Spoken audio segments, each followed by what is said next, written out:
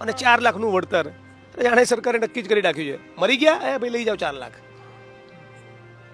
જીવનની કોઈ વેલ્યુ જ નથી. અને આજે પીડિત પરિવારો જે નિરાશા સાથે પાછા ગયા, આવું ગુજરાત મારું ના હોઈ શકે. આ લોકોને એવું છે કે અમને 156 સીટ લાવતા આવડે છે ને, થવા દો રણીકાંડ, થવા દો, લાગવા દો ડીસામાં. ગુજરાતની જનતા જોયા કરશે કે ફટાફટ આ પીડિતોને અહીંથી કાઢો, ફટાફટ લાશો લઈ જાય શાંતિ. આ બબાલ કરી રહ્યા છે, આ રામાયણમાંથી મુક્ત થઈએ તો સારું. એવો સરકારનો એટીટ્યુડ હતો. એક તો દીકરાઓ અહીંયા મોકલ્યા, કોલસો થઈ ગયા, મૃતદેહ બી જોવા ના મળ્યો, વળતર બી ના મળ્યું, કશું જ ના મળ્યું. ના તપાસની ગેરંટી, ના ન્યાયની ગેરંટી, ના વળતરની ગેરંટી. સાથીઓ, હું વિમિત કુમાર અત્યારે ડીસામાં છું. સિવિલ હોસ્પિટલની નજીકનો આ વિસ્તાર છે. ડીસાની અંદર જે ગેરકાયદેસર ફટાકડાનું કારખાનું ચાલતું હતું, ત્યાં જે ભયાનક વિસ્ફોટ થયા અને લોકોના ચીથડે ઉડી ગયા. 21 લોકો મોતને ભેટ્યા. અને અહીંયા તમે જોઈ શકો છો કે કોંગ્રેસના જાંબાજ નેતાઓ અહીંયા દેખાય છે કે એમના પડખે આવીને એ ઊભા થઈ ગયા હતા. ઉપવાસ અને ધરણા કરવા માટે પણ એ તૈયાર હતા અને એ કરતા હતા. એમની માંગણીઓ હતી કે એમના દીકરાઓના મોઢા પણ ના જોવા દીધા જે મરી ગયા એમના. તો સાચા અંતિમ સંસ્કાર જે કહેવામાં આવે છે, તો ક્યાંય ક્યાંય એ પણ ઉણપ રાખવામાં આવી અને આંદોલન પણ સમેટાઈ ગયું. અને કેવી રીતે સમેટાઈ ગયું એ આ નેતાઓ સાથે વાત કરીને જાણવાનો પ્રયાસ કરીશું. જિગ્નેશભાઈ, શા માટે આખું આંદોલન જે હતું એ સમેટાઈ ગયું? સૌ પ્રથમ તો આપણે મુદ્દો સમજીએ કે ડીસાની આ ફેક્ટરી એ કોના આશીર્વાદથી ચાલતી હતી? લાંબા સમયથી અહીંયા પ્રોડક્શન થઈ રહ્યું હતું ફટાકડાનું ગેરકાયદેસર રીતે. તો સ્થાનિક પીઆઈ, ડીવાયએસપી, મામલતદાર, પ્રાંત અધિકારી, collector, SP, chief fire officer જિલ્લાના, આ કોઈની જવાબદારી ખરી કે કેમ? સ્વાભાવિક રીતે એમની જવાબદારી બને. એમને ચિંતા કેમ નથી? હવે બધા અધિકારીઓને ગુજરાતમાં એવી ટેવ પડી ગઈ છે કે તક્ષશિલા કાંડ થાય, હરણી કાંડ થાય, મોરબી કાંડ થાય, રાજકોટનો અગ્નિકાંડ થાય, કોઈ જાજો ફરક પડતો નથી. થોડાક દિવસ મીડિયાનું વિપક્ષનું પ્રેશર રહે ત્યાં સુધી સરકાર 2-4 મિટિંગો કરે અને પછી ગુજરાતની સામાન્ય જનતા પણ ભૂલી જતી હોય છે. એટલે અધિકારી અને નેતાઓના મનમાં કાયદાની બીક નથી રહી. ખોટું કરીશું તો કંઈ નહીં થાય અમને, એવો લોકોનો એટીટ્યૂડ છે. અને આના કારણે જ આ ગેરકાયદેસર રીતે ફેક્ટરી ચાલતી રહી. એમાં 21 જેટલા નિર્દોષ માણસો, બાળકો સહિત, બાળ મજૂરો સહિત એ હોમાઈ ગયા.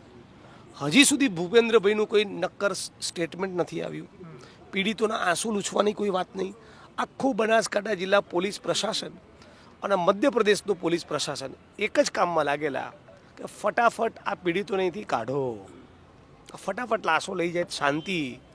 આ બબાલ કરી રહ્યા છે, આ રામાયણમાંથી મુક્ત થઈએ તો સારું. એવો સરકારનો એટીટ્યૂડ હતો. ભોગ બનનારની વાત સાંભળવી, એના દર્દમાં ભાગ લેવો, એના આંસુ લૂછવા, એવી કોઈ ભાવના નથી. ન્યાય આપવાની વાત તો દૂર દૂર રહી, એમના આંસુ લૂછવાની રાજ્યની સરકારની તૈયારી નથી. આ મને લાગે સૌથી મોટી ચિંતાનો વિષય છે.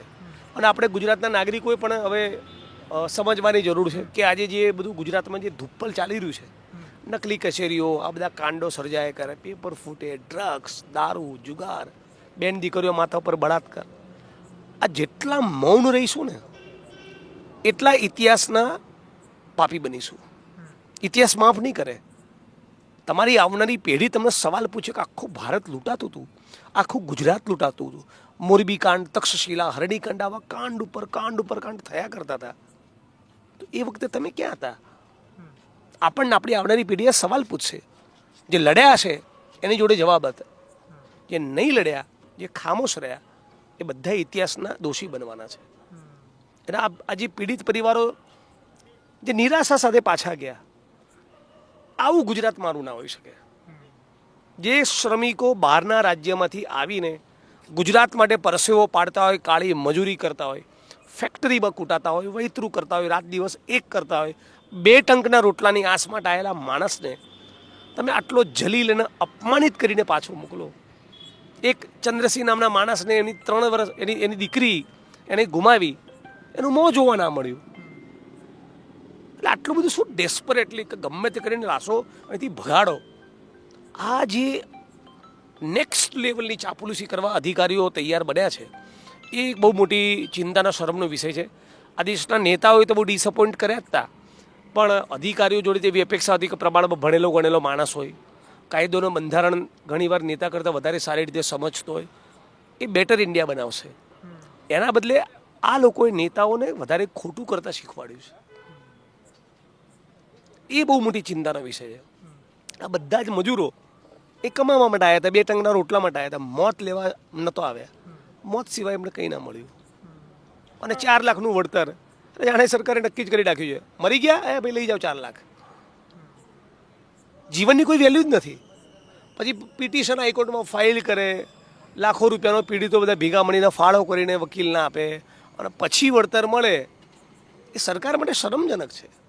ભોગ બનનાર માણસે આટલા ઢસરડા કરવા પડે, આટલી અરજીઓ કરવું પડે, રેલીઓ કરવા પડે, આંદોલન કરવા પડે, ઉપવાસ ઉપર બેસવું પડે, ધરણા કરવા પડે, તમારા જેવા મીડિયાના માણસને બોલાવવા પડે, અમારા જેવા લડનારા માણસને બોલાવવા પડે.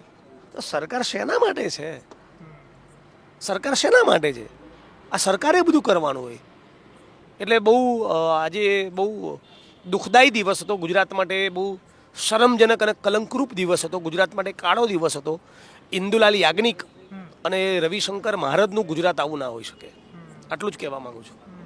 જિગ્નેશભાઈ, તમે કહો છો કે જે પીડિતો હતા, પરિવારજનો બધા નિરાશ થઈને ગયા. તમે બધા જ નેતાઓ અહીંયા આવી ગયા હતા કોંગ્રેસના, તો શું એમની માંગણી ના સંતોષાઈ? માંગણી બહુ એમની પહેલી તો ફંડામેન્ટલ માંગણી એ જ છે કે જે પીડિત પરિવારોએ પોતાના સ્વજનો ગુમાવ્યા એમના મૃતદેહ જોવા નથી મળ્યા અને મધ્યપ્રદેશ પોલીસ પ્રશાસનને હવાલે કરી દીધા.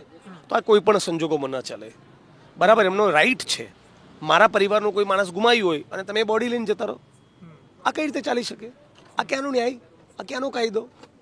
આ તો બહુ બેઝિક માંગણી છે ને. બીજી માંગણી હતી કે ભાઈ તમે 4 લાખ રૂપિયાનું વળતર આપો, એ બિલકુલ અયોગ્ય છે. તમે હરડીકાંડના વિક્ટિમ્સને 32 લાખ રૂપિયા, 21 લાખ મોરબીના પીડિતોને આપ્યા, તો અહીંયા પણ આપો. 25 લાખ આપો, 50 લાખ આપો, કરોડ રૂપિયા આપો ને. કેમ તમે ના આપી શકો? તમારા અધિકારીઓને ફરજ બેદરકારી અને તમારી નિષ્ફળતા, તમારી હપ્તાખોરી, તમારી લાંચીય વૃત્તિ, તમારા ભ્રષ્ટાચારના પાપના કારણે કોઈ પોતાના માણસો ગુમાવે અને એને તમે વળતર બી ના આપો. ત્રીજી માંગણી હતી કે પ્રમાણિક કોઈ અધિકારીનું બનેલી એસઆઈટી તપાસ કરે. રાઈટ, સુજાતા મજબૂદારામ, ડીવાયએસપી જેડી પુરોહિત, દિવ્યપ્રકાશ ગોહિલ, પ્રેમસુખ ડેલુ, આ બધા મેં નામ આપ્યા હતા. એક પણ નામનો સ્વીકાર નહીં કર્યો. એટલે આ લોકોને એવું છે કે અમને 156 સીટ લાવતા આવડે છે ને, થવા દો રણીકાંડ, થવા દો, લાગવા દો ડીસામાં. ગુજરાતની જનતા જોયા કરશે. 3 દિવસ સુધી વોટ્સઅપ જોશે, ચોથા દિવસે બીજી ઘટનાની રાહ જોશે, બીજી ઘટનાની વોટ્સઅપ ફેરવશે, બીજી ઘટના ઉપર ટ્વીટ કરશે. એટલે અલ્ટિમેટલી લોકોએ જાગવું પડે. રાજકીય પક્ષની જવાબદારી તો છે જ, નિભાવીએ જ છીએ, લડીએ જ છીએ. નાગરિક કર્તવ્ય પણ આપણે નિભાવવાનું છે. હું કોંગ્રેસનો કાર્યકારી પ્રમુખ છું અને ધારાસભ્ય એટલા માટે નહોતો આવ્યો, હું ગુજરાતી છું એટલા માટે આવ્યો હતો. વૈષ્ણવ જન તો તેને રે કહીએ જે પીડ પરાઈ જાણે રે. બીજાની પીડા જાણી ના શકે એ ગુજરાતી ના હોય. હું એટલા માટે આવ્યો હતો. તો આ દરેકે દરેક ગુજરાતીમાં એવી ભાવના પેદા થાય એ દિવસે આ કાંડો નહીં સર્જાય. જિગ્નેશભાઈ, એવું કહેવામાં આવે છે કે જે પીડિતો હતા એમને એવું કહેવામાં આવ્યું કે ભાઈ આ જે કોંગ્રેસના નેતાઓ છે એ તો ક્યાંય ને ક્યાંય રાજકીય રોટલા શેકીને જતા રહેશે, એમ કરીને ડરાવીને ધમકાઈને સમજાવીને એને કાઢવામાં આવ્યા. પીડિત પરિવારમાં કોઈ ભાવ નહોતો. આંખમાં આંસુ સાથે અમને ભેટીને ગળે લગાડીને ગયા છે. સરકારને ધૂતકારીને ગયા છે. સરકાર માટે બહુ ખરાબ ભાવના સાથે પરત ફર્યા છે. એક તો દીકરાઓ અહીંયા મોકલ્યા, કોલસો થઈ ગયા, મૃતદેહ બી જોવા ના મળ્યો, વળતર બી ના મળ્યું, કશું જ ના મળ્યું. ના તપાસની ગેરંટી, ના ન્યાયની ગેરંટી, ના વળતરની ગેરંટી. અમારા માટે તો રિસ્પેક્ટ બતાવીને ગયા છે. કાશ ભૂપેન્દ્રભાઈ માટે પણ રિસ્પેક્ટ બતાવીને ગયા હોત તો મને ગમ્યું હોત. એટલે કંઈ કંટાળીને ગયા હોય કે દબાઈને, મતલબ એમને ડરાઈ ધમકાઈને મોકલવામાં આવ્યા હોય? દબાવવાની, ડરાવવાની, ધમકાવવાની પણ કોશિશ કરી છે. મધ્યપ્રદેશના ટોપના એક બ્યુરોક્રેટે ફોન કરીને એક માણસને બહુ ખરાબ ભાષામાં વાત કરી છે, જેનો દીકરો ગુમાવ્યો છે, જેમણે પોતાના સ્વજન ગુમાવ્યા છે એમની સાથે. અને એક સરકારી નોકરીમાં છે તો એવું બી કહ્યું તારી નોકરી ખાઈ જઈશું. અચ્છા, ત્યાં સુધીનું કહ્યું છે.